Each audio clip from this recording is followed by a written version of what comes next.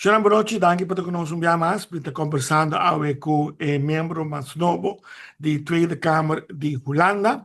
Nós estamos tentando finissement de Páscoa e também fim de ano, o qual me estou contente com o que ele hoje quase por mim com Páscoa, para me conversar com ele.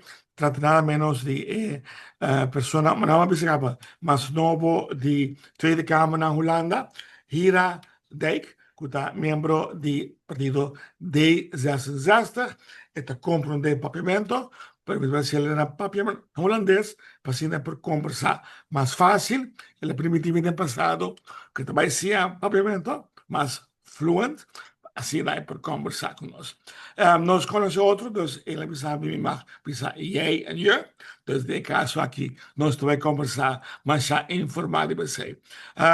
Ik wil je weer nog een keer nogmaals bedanken, Hira, voor de kerst om met mij te praten over nieuwe dingen die aan het gebeuren zijn in Nederland, met jouw werk en met jouzelf. En ik wilde je welkom heten in het programma vandaag. Bon mini, en dankjewel voor het hier zijn met ons vandaag. Marcia, dankie. Oké. De eerste vraag is als volgt. Hoe verliepen de eerste paar weken als nieuwe Tweede Kamerlid in Nederland? Ik heb het net aangemeld dat jij nieuw begonnen bent. Dus hoe verloopt het allemaal in Nederland hiermee? Nou, de installatie was op 12 november. En nu hebben we een paar dagen kerstreces. Dus we hebben 4 weken in de Tweede Kamer doorgebracht. En ik moet zeggen dat ik het heel leuk vind. Elke dag dat ik daar ben, denk ik, wow, ik sta hier gewoon. Nou, de dingen die je dan ziet op de televisie, ja, die kamer, dat je daar dan mag zijn. Ik moet zeggen dat de ondersteuning zowel van nou ja, de fractie als van de Tweede Kamer supergoed is. Dus nou, ik heb het eigenlijk heel erg naar mijn zin. Vergeleken met je eerste baan in Delft volgens mij. Hoe anders is dit? Tuurlijk, los van het logische dat je nu in een grotere platform zit. Hoe anders is dit? Gewoon een hele fijne. Ik heb hele fijne collega's. Hè. Je bent met 26, dus dat is een behoorlijke groep. Oké. Maar ja, we gaan eigenlijk allemaal zo leuk met elkaar om en iedereen helpt elkaar. En er zijn ook gewoon, net als ik, heel veel nieuwe Kamerleden erbij. En de traditie is dat als je een medespeech hebt, dat als je kan in je agenda, dat je gewoon elkaar gaat steunen. En ik denk dat we nu al een stuk of 7 medespeeches hebben gehad. En iedere keer was er een hele mooie groep om nou ja, elkaar te helpen en te ondersteunen. Dus dat gaat helemaal vanzelf. Oké. Ik zag dat jij al een brief had geschreven naar de statenleden of naar de ministers. Heb je er inmiddels al antwoord op gekregen? Welke brief? Je had brieven geschreven, ik heb begrepen, dus naar ministers om vragen te stellen over bepaalde dingen. Heb Oh ja, je... ja, kamervragen. Ja, Ja, nee, ik heb nog niet op alles antwoord. Ik heb voor de start van nou ja, de kerstreces heb ik vragen gesteld samen met CDA over Saba en de vliegtickets. Dus dat duurt even, want als je kamervragen stelt, dan hebben ze 3 weken om daar antwoord op te geven. En mocht dat niet lukken, dan nog een keer 3 weken. Dus je krijgt niet direct antwoord. oké. Heb je ook contact met de eilanden gesloten? Want je zegt je bent de stem van de eilanden en daar moet je wel Mhm. contact mee hebben. Hoe gaat dat met die contacten? Nou, we hadden even kijken, in de week van 15 of 11 of 12 december, dus een week voor het reces, hadden we hier in Nederland een congres, 15 jaar na 10-10-10. En Oké. toen heb ik in ieder geval kennis gemaakt met alle statenleden die er waren van Aruba. En ja, we hebben ook gewoon contact via de app en ook via de mail. En zo proberen we in ieder geval elkaar te leren kennen en ook te horen nou ja, wat ik kan doen voor Aruba. Oké. Dus je hebt al contact met de eilanden. Ik neem aan dat je ook deze kant opkomt om persoonlijk met of de eilanden te zien en officieel met de mensen te praten. Heb je dit al bepaald wanneer dit allemaal gaat gebeuren? Nou, de eerste bezoek staat al gepland en dat is naar Aruba. En Oké, dat is voor het IPCO. Dat is elk half jaar wordt er een overleg gepland. En of het is in Nederland of op een van de eilanden. En nu mag ik dus in het voorjaar, dus volgens mij is het uit mijn hoofd 17 februari naar Aruba. oké, goed zo. Oké. Je zei gedurende jouw speech, je had het over 3 levenslessen. Zorg dat je onafhankelijk bent, volg je Mhm. hart en luister zonder oordeel.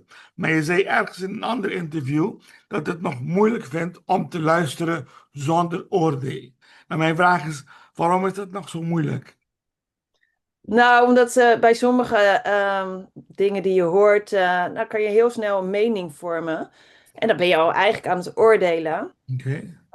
Ik vond, want ik heb mijn speech, nou, de levenslessen gedeeld die ik van mijn moeder heb geleerd.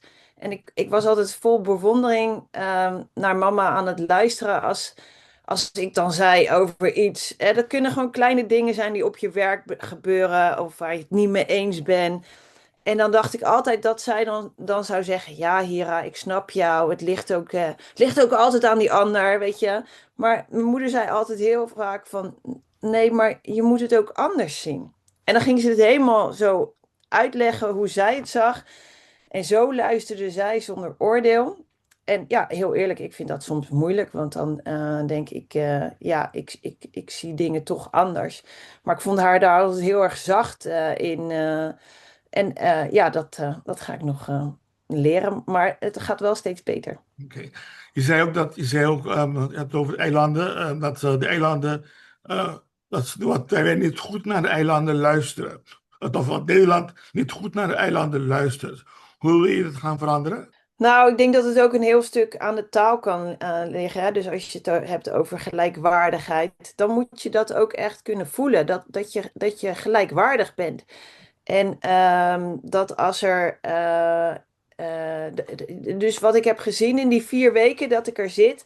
Ja, soms voelt het nog ja, wij hier in Nederland en zij daar op de eilanden. En ik vind het al heel erg lastig om over eilanden te praten. Want ja, het zijn wel 6 verschillende eilanden en met 6 verschillende culturen. Dat vind ik al een uitdaging. Want ja, Aruba is heel anders dan een Curaçao, weet je. Maar waarom heb ik het dan over de eilanden? Dus het zit hem ook, denk ik, heel erg in de taal. Oké. Vorige week was er een motie om een fonds op te stichten voor de Kassa-eilanden. En die is Hm. jammer genoeg niet doorgegaan. Wat denk je dat er aan de hand is? En denk je dat het einde van is? Of dat het toch nog gaat lukken later? Kijk, het was bij het debat over de koninkrijksrelaties. En er stonden al in de stukken, dit is gewoon een beleidsarme begroting. Hè, dus er worden niet de nieuwe dingen opgestart. Dat betekent het gewoon. Want dat kan ook eigenlijk niet, want we wachten natuurlijk op een nieuwe regering. Dus zoiets komt denk ik te vroeg. Hè? En dan kan je dat nu nog niet bij dit debat vragen. De vraag is het volgende. Je bent nieuw, je bent er pas. Maar Mhm. mocht er door misschien je bekendheid en je style wordt voorgedragen als staatssecretaris voor Koninkrijk Relaties, zal je dit doen? Ben je er klaar voor of niet? Nou, ik zou echt van mijn stoel vallen als dat gebeurt. Gewoon sowieso, omdat het een enorme eer is en omdat ik dat niet heel erg waarschijnlijk acht. Maar wat ik nu alles, hè, dus ga weer volg je hart. Als dat zou gevraagd worden, dan zou ik geen nee zeggen. Maar ik denk niet dat dat gaat gebeuren hoor. Dus, maar ehm, ja, Is ik dat heb iets nu. dat jij kan vragen, mocht je zeggen, kijk, ik ben jullie stem, mocht het een andere manier gaan, als je dus niet officieel gevraagd wordt, maar dat je ervoor kan lobbyen bijvoorbeeld, of zeg je dat het niet de manier is om het te doen?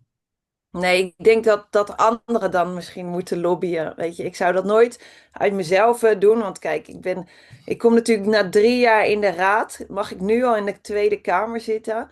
En daarom zeg ik zou voor mijn stoel vallen van verbazing en trots en eer. Ik geloof niet dat dat zou gebeuren. Maar mocht de vraag komen, zou je dan ja zeggen? Of zeg je dan, weet je, ik ben nieuw, ik moet eventjes nog mijn drive krijgen? Of zeg je, ja, ik neem het gewoon aan en we gaan ervoor? Of wat denk je?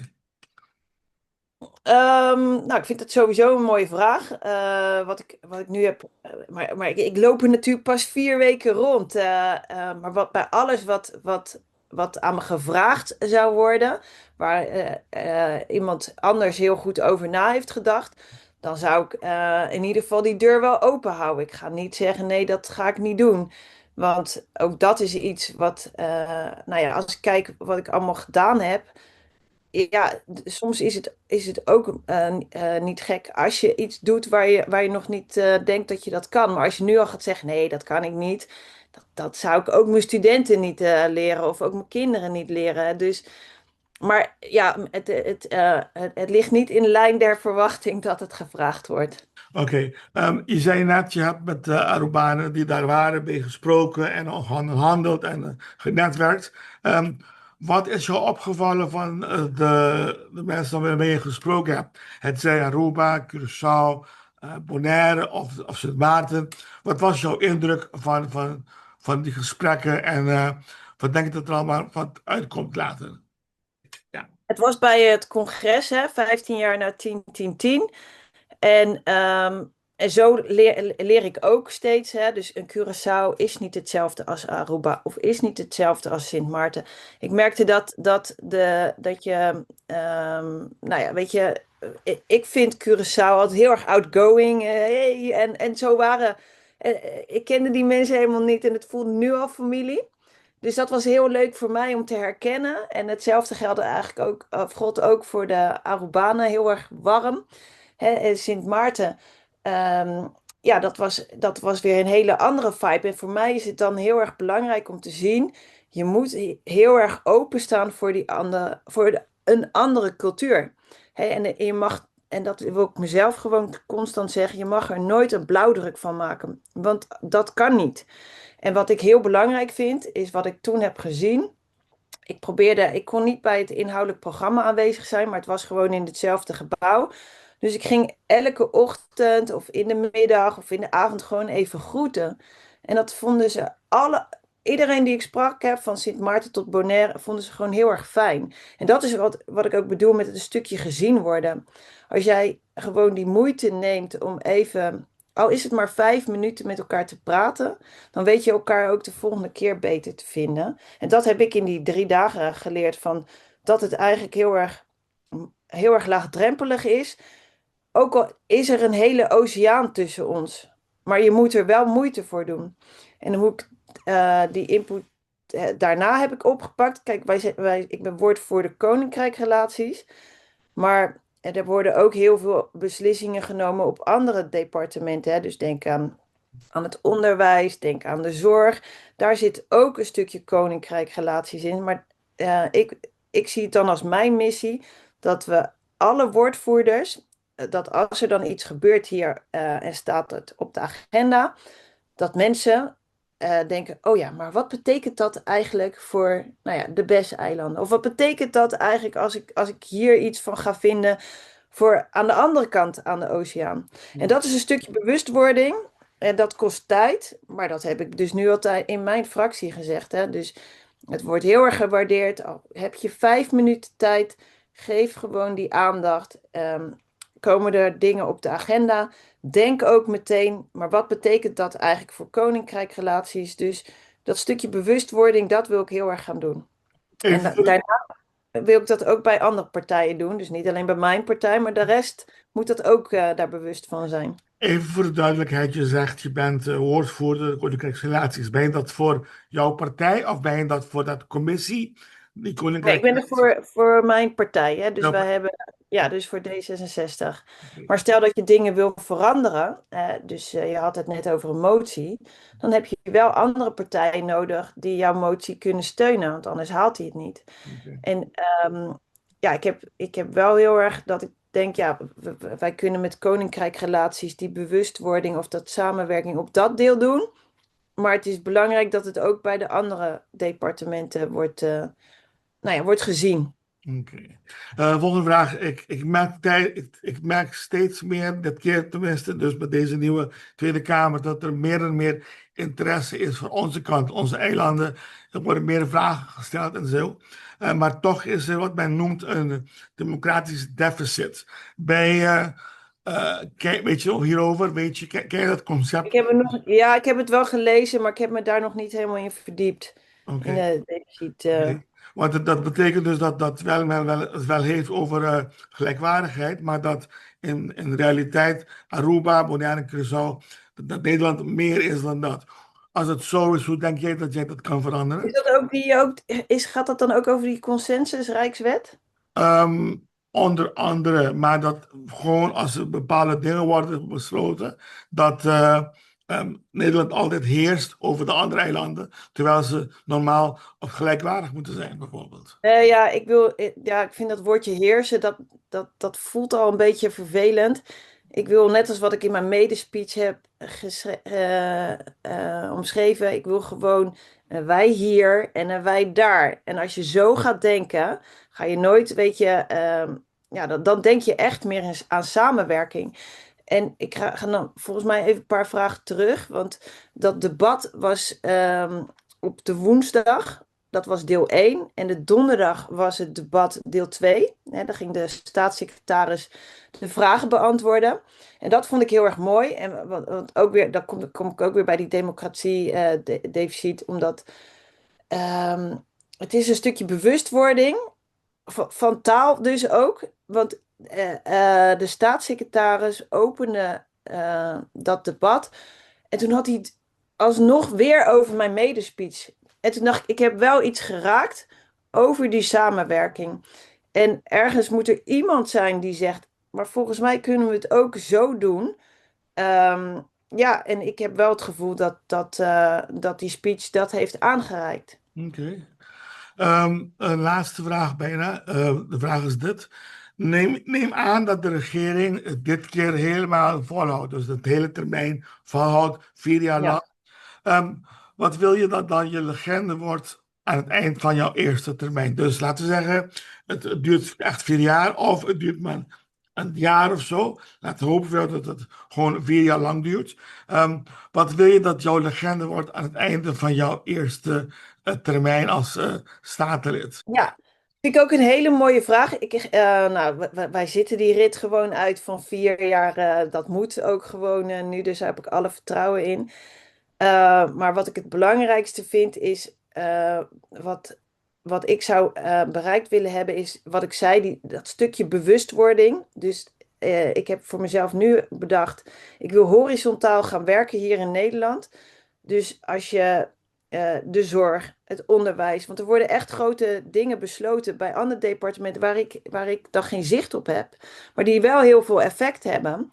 En als je meer met elkaar op dat stuk kan samenwerken, dan kan je het ook mooier maken voor wij daar. En dat zou ik heel mooi vinden. Als iedereen zich daar bewust van is,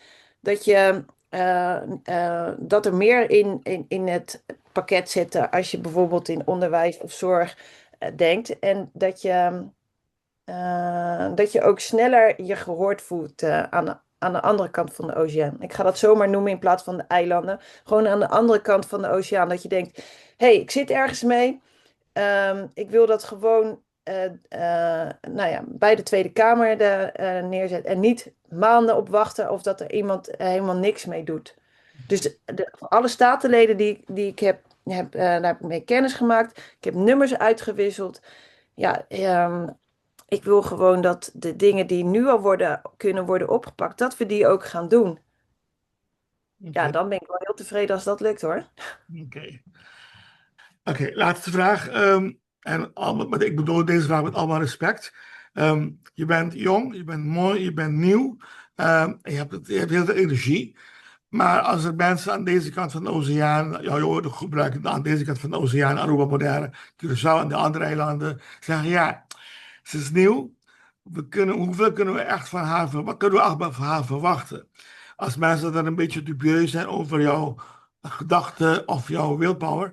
ehm, als mensen nu hier naartoe aan het kijken zijn, aan het luisteren zijn, hoe wil je ze of kun je ze overhalen of overtuigen dat je echt het goed bedoelt en dat je echt gaat werken voor deze mensen?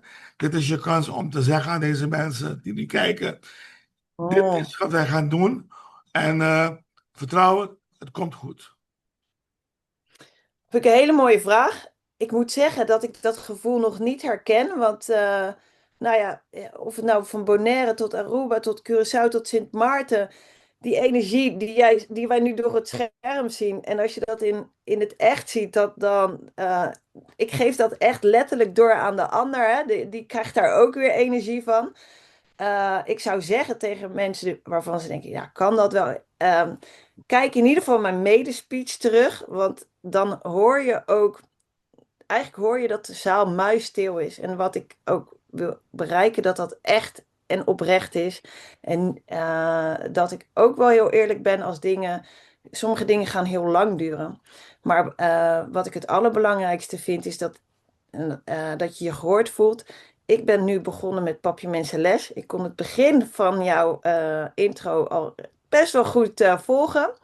En dat zou een trigger moeten zijn voor een ander. Oh, iemand die gaat, nou ja, in haar eigen tijd nog even daarbij Papiaments leren. Want mijn doel is, als ik jou dan in februari in het echt zie, dat ik wel een gesprekje kan volgen. Goed. En ik kan houden. Dus ja, de oprechtheid is denk ik waarom mensen mij moeten, nou ja, geloven. Ik zal je eraan houden als je op Aruba bent in februari en een hele Ja. interview in het Papiaments met je houden. En Hira, ik wil jou, Ja, ik wil hoe jou, gaat dit nog? ik wil jou hartelijk bedanken voor je tijd. Ik weet dat je in het kerstviering zit. Nogmaals We gaan bedankt. Noche Buena vieren. Ja, eventjes. En dan wil ik jou en jouw familie en iedereen daar het beste wensen. Zalig uiteinde. En dat we elkaar snel mogen ontmoeten in persoonlijk. En dan misschien zelfs in januari een nieuw interview om te kijken wat er allemaal de voornemens zijn van jou persoonlijk en zelfs voor het werk. En dan allemaal het beste voor maken voor 2026. Masha, Masha, dankie. Ja, en dan wil ik nog zeggen Bon Pascu. Buon Pasco, ja. Ja, En Bon, ja. Dus oké. ik probeer het. Masha, Ja, dankie. Het beste. ja, graag gedaan. Vocês ainda dá uma na final de nossa entrevista com statenlid, tem caso aqui, membro mais novo de Tweede Kamer, que está a senhora Hira Dijk, que está conosco para aqui. Mas botar homem está tanque, me quero dizer por seu tour, feliz Páscoa, anto nosotros para back outro semana de março, com nossa última entrevista para o que está 2025, com o ministro de Economia e também Finança, Mr. Geoffrey Weaver. Mas feliz noite, bom Páscoa, até depois.